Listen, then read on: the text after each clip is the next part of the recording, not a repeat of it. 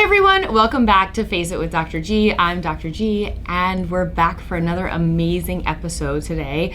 I'm going to change the subject a little bit, and I think as aesthetic providers, for all of you that are aesthetic providers and are listening or watching, I think we need to be aware of other skin conditions that we'll commonly see in our patients that you should be aware of. And this is not to say that you should feel completely comfortable diagnosing these conditions or lesions, but to be aware of them, to educate your patients and refer them out to a dermatologist or somebody that can address these conditions more appropriately. And as a dermatopathologist, we're obviously going to get into a little bit of what these conditions look like under the microscope. And I wanted to start by discussing the most common skin cancers. So we have non-melanocytic skin cancers like basal cell carcinoma, squamous cell carcinoma, and we have melanocytic cancers like melanoma. So let's start by talking about the most common one that you will likely see in your patients at some point or another, and this is basal cell carcinoma. So basal cell tumor, basalioma, fibroepithelioma of Pincus. Basal cell carcinoma can go by several different names, and they typically present as nondescript lesions. They're little pink papules. They're usually unpigmented. They can have this typical rolled border. They don't all have this, but typically rolled edges that you can see on a patient. And it's the most common type of skin cancer. And it is, honestly, if you could choose one to have, I would choose to have basal cell, because you don't usually die from basal cell carcinoma. It doesn't usually metastasize. Obviously, there's always exceptions. But we want to treat them, which is typically pretty easy with a shave biopsy. You want to remove and have clear margins of the entire lesion. But they're usually pretty treatable. And anybody that has had one basal cell carcinoma is always at risk to have another one and has a higher risk of having another one, but they're treatable. Great. If you don't treat them, they do become locally aggressive and can become deeper and deeper and deeper and destroy surrounding tissues. So what causes basal cell carcinoma? Obviously, it's an accumulation of mutations in the DNA of the cells that can cause basal cell carcinoma. This can be caused by UV damage from the sun. Obviously, this is why we want to wear a sunscreen. But there are also genetic mutations that you can inherit. And these are things that would affect the TP53 gene, the patch gene, PTCH1, and other sorts of genes. There are also conditions that predispose you to basal cell carcinomas, such as basal cell nevus syndrome. It's also known as Gorlin syndrome. So it's good to understand these if your patients come in with a history of these conditions, to just understand that you may be looking for a basal cell or may find one on their skin.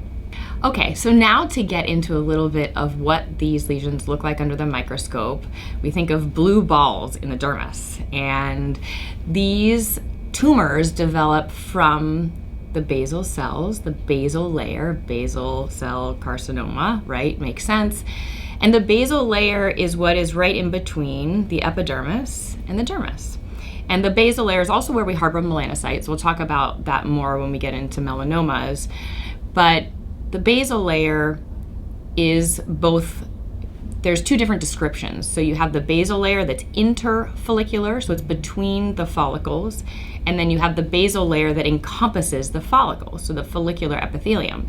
And basal cell carcinoma can arise from both the interfollicular epithelium, basal cell layer, and the follicular basal cell layer. So that's important. And sometimes under the microscope, it can get confusing because the follicular epithelium can look very similar to what a superficial basal cell carcinoma can look like. So it's important to understand what normal is and what abnormal is for anything, right? Especially as a pathologist. So there's other variants. You have superficial basal cell carcinoma, you have nodular, you can have micronodular, you can have basosquamous, you can have infiltrating basal cell carcinoma. So there's multiple different variations, and they each have a little bit of a different prognosis, so it's important to understand that. Superficial basal cell carcinoma is really unique in the sense that it doesn't typically present as a papule or a little bump. The bump is usually the nodular variant, but superficial can be just a flaky patch. You may just think it's an irritated red flaky patch that's maybe itchy, maybe not. It can bleed, and it can almost look like eczema or atopic dermatitis, but warning signs are things that it persists, it bleeds, maybe it just never goes away or it grows. So superficial basal cell carcinoma is something to be aware of and what it looks like. And under the microscope, superficial stays superficial right along that basal layer. The nodular gets into deeper dermal aggregates of these basaloid cells. So the morphology of basal cell is basaloid cells. You have a prominent or palisading rim of basal cells around each nodule, and you typically have a fibromyxoid stroma. So fibrous, which is pinkish in appearance, and myxoid, which can appear mucinous or bluish in color. And you can have this retraction from the surrounding stroma. So you almost see these blue balls floating in the epidermis, but also with superficial and other types, you see that retraction from the stroma. So these are some things to look at. I hope you guys are all excited to go look at what this really looks like. Maybe Google it and look at an image. So that's all I'm going to talk about with basal cell carcinoma. So let's go on to squamous cell carcinoma. And with squamous cell carcinoma, you can have the in situ variant that only affects the epidermal layer. You can have invasive squamous cell carcinoma that gets deeper into the dermis and invades.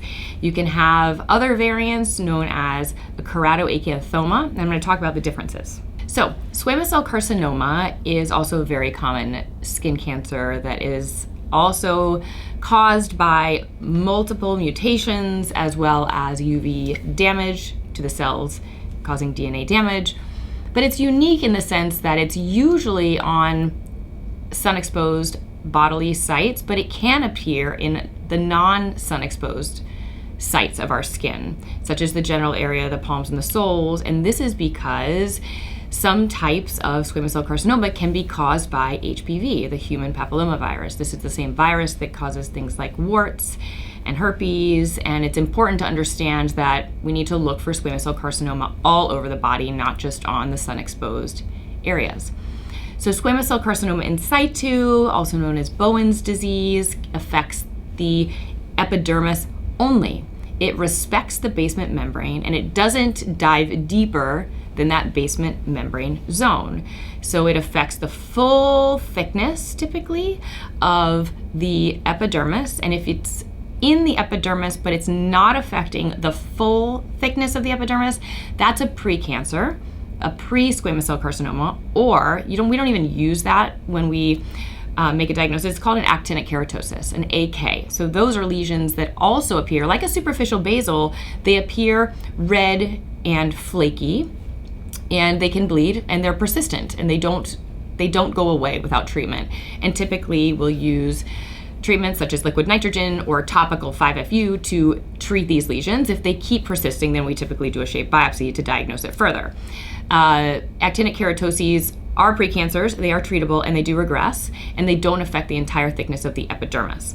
Then when we get into that squamous cell carcinoma in situ, that's when we get full thickness atypia of keratinocytes. You see enlargement of the keratinocytes, you see nuclear atypia, but you don't see anything below the basement membrane zone. Then when we get into invasive squamous cell carcinoma, you can get different morphologies, but you get invasion through the basement membrane zone, can dive deeper. In squamous cell carcinoma, the invasive type can be metastatic. It's also very treatable, but it can be metastatic, so you want to catch this sooner rather than later. And another variant that can pop up really quickly on patients is something called a keratoacanthoma, or a KA type squamous cell carcinoma. And this looks like a corn on your skin. So a very high, firm lesion that you see mostly this callus type keratin that's hard and compact, and it can be ulcerated, it can have rolled edges and appear raised and red, but you see this big corn. And when you look under the microscope, it's a deep invagination that's pretty well circumscribed, but it's a deep invagination of squamous cell atypia, and we want to also excise those and get rid of them. But those also can regress. So they'll come on really quickly, they can regress, but we want to make sure that we get the right diagnosis. So that's a little bit of the squamous cell carcinoma, understanding that they can appear usually more irritated in phenotype than a basal cell that can be more nondescript, as a pink papule that maybe just looks like a pimple, versus a squamous cell looks a little bit more angry and red. It has thicker keratin on top of it, and they grow pretty quickly. So that's a little bit of the difference there. Okay, so now let's get into the last topic, which is the most dangerous. You can die from this, and this is melanoma. But I first want to talk about benign pigmented lesions and how to understand a little bit better, as aesthetic providers, how we know or can manage our patients. I don't expect you guys to make diagnoses, but just to be aware. And it never hurts to ask for help. But we have benign nevi or moles that can be benign looking. They've had them since they were born. They haven't changed. They're well circumscribed. They're uniform in color. They're small in size, so less than 6 millimeters or so. And on the palms and the soles, they can be hereditary and they can be a little bit more atypical. They can also be a little bit more atypical and grow in pregnancy. So understanding what a benign mole or nevus looks like. And then when we get into dysplastic nevi, so those can have mild, moderate, or severe atypia, which is diagnosed under the microscope, which I used to do this all the time. And those atypical nevi, we usually monitor over time. We see if they've changed, if they stay the same, we monitor them. And the biggest take-home point that I want to get to here is that most melanomas develop de novo, or out of nowhere. They don't typically develop from a benign mole or a dysplastic nevus. Most melanoma develop on their own from nothing. So I think that's important to understand. It doesn't mean it can't happen, but it's just not as common.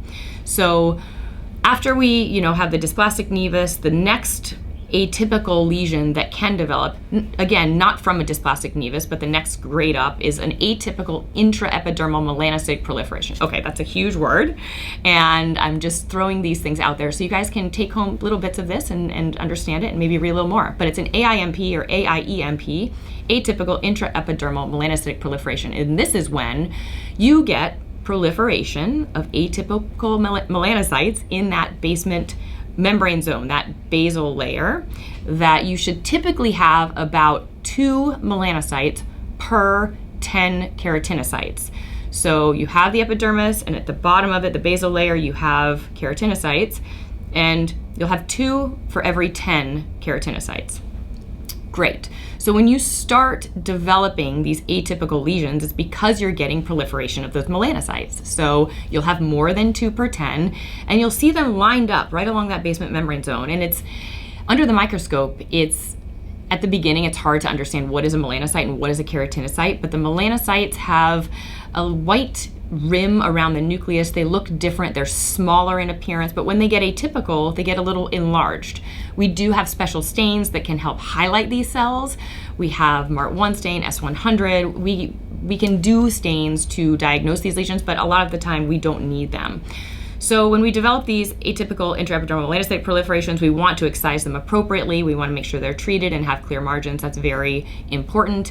And these can involve both the interfollicular and the follicular melanocytes. So good to know. And I think clinically, when you're looking at your patients and they have sun damage, right? You have lentigos, which I didn't even get into. And lentigos, under the microscope, it's dirty fingers. So you just have a lot of pigmentation.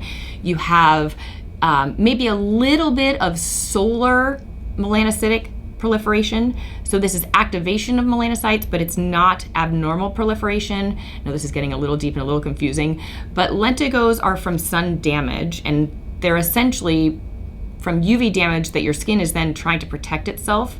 So there's production of more pigment, okay? And you can have lentigos, which we see a lot in our patients. They're darker pigmented lesions. They're flat. They're not usually raised. And one of the key things that I look for is that patients will have multiple of them. So they'll have a background of solar elastosis or solar damage. They'll have seborrheic keratoses or age wisdom spots that are brown, light brown in appearance. So you'll see an overall picture of sun damage and lentigos. It's when you have a patient that has a pretty uniformly clear complexion, that has one lesion that really sticks out. And I know maybe you guys have heard the term ugly duckling. So when you see a lesion that just doesn't fit the picture, that's when you need to really look at it closer. And that's a big takeaway point here. If you have a question and you are wondering, is this abnormal or is this not? Ask your patients. Do you have a history of skin cancer? Have you ever had a basal cell or squamous cell? Do you get your skin checks? Just ask them some more questions so you're able to guide them. But again, I don't look at you all to be all dermatologists and to make these diagnoses or dermatopathologists, but just to be aware so you know how to really uniformly take care of your patients. And as such, we have hairstylists that, have education on skin cancers because they look at the scalp and they can catch melanomas, right? So next up, we're almost done, is actually melanoma. And invasive melanoma is deadly. It can metastasize. You can die from it. It can move quickly. And the back is the most common site for men, and the legs are actually the most common sites for women. Having one puts you at a much higher risk of having another one, and it's just important to really catch these early.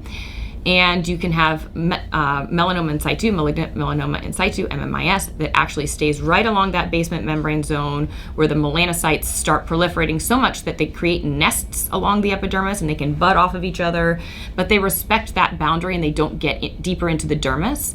Melanoma in situ is also something that needs to be completely excised, and hopefully we catch it at that point so that you are not dealing with an invasive melanoma. The Breslow thickness is something that we use to guide management, how deep that lesion is, and there's a whole bunch of different parameters that we use as pathologists to give the appropriate diagnosis for management. Malignant melanoma, again, can appear, we use the A, B, C, D, E's of pigmented lesions in general. You have asymmetry. Are the borders irregular? We look at the color. Are there multiple colors? Is it black, brown, pink? You can have pink melanomas. It's called amelanotic melanoma. So you also want to understand that. But asymmetry, the borders, the color, the diameter, and the evolution, right? So maybe read up on the ABCDEs of your pigmented lesions. I hope this helped you guys. There was a lot there, and I was thinking about what I wanted to talk about, and I could go on and on about all of these things, but I didn't want to get too detailed. I wanted to get some facts and statistics for you guys, but also some visualization of it in your head so you can maybe remember what it looks like under the microscope. I hope you enjoyed this. Like, share, subscribe, and I can't wait to see you guys again soon.